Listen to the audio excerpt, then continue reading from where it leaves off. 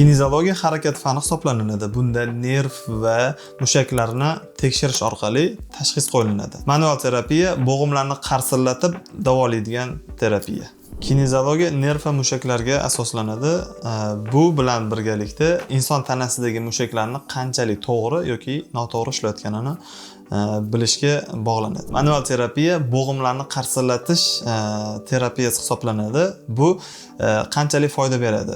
Bu ya'ni spazm bo'layotgan, ya'ni mushaklar taraklashib turgan holatida manual terapiyasi qilinsa, ya'ni beldiga, ya'ni belli ikkita yonga ochilinsa yoki tortilgan holatida 50% deylik, 50% og'riqni qoldirishga yordam beradi. Juda ko'p holatda kinezologiya yordam beradi. Ya'ni kinezologiya boya aytganimdek nerv va mushaklar bilan ishlanadi.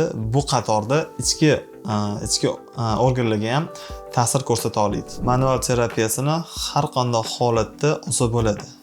Bitta holatda olish sal qiyinroq, ya'ni osteoporozi bor insonlar va belini operatsiya qildirgan yoki umurtqa pog'onasini operatsiya qildirgan insonlarga nisbatan ishlatib bo'lmaydi. Yo'q, juda ham zo'r foyda beradi.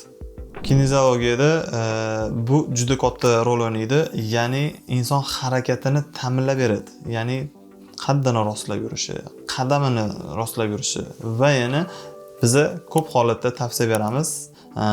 Harbiycha yurish deyiladi. Harbiycha yurish deganda chap yelka oldiga ketsa, 10 oyoq oldiga ketadi. Xullas, 8 образно deydimi?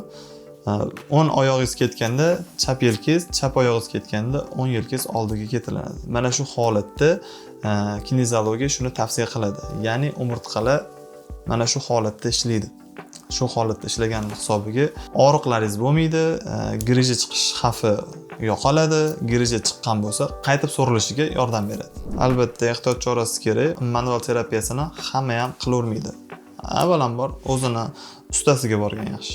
Juda ham zo'r yordam beradi. Ya'ni manual terapiyasi 50% yordam bersa, kinezologiya yana 50% yordam beradi. Qarabsizki, 100% li natija bor. Bizani kuzatishda davom eting. Qiziqarli savolingiz bo'lsa, kommentda yozib qoldiring va Rahmatullayev klinikasiga tashrif buyuring. Sog'lig'ingizni birinchi o'rinda tuting.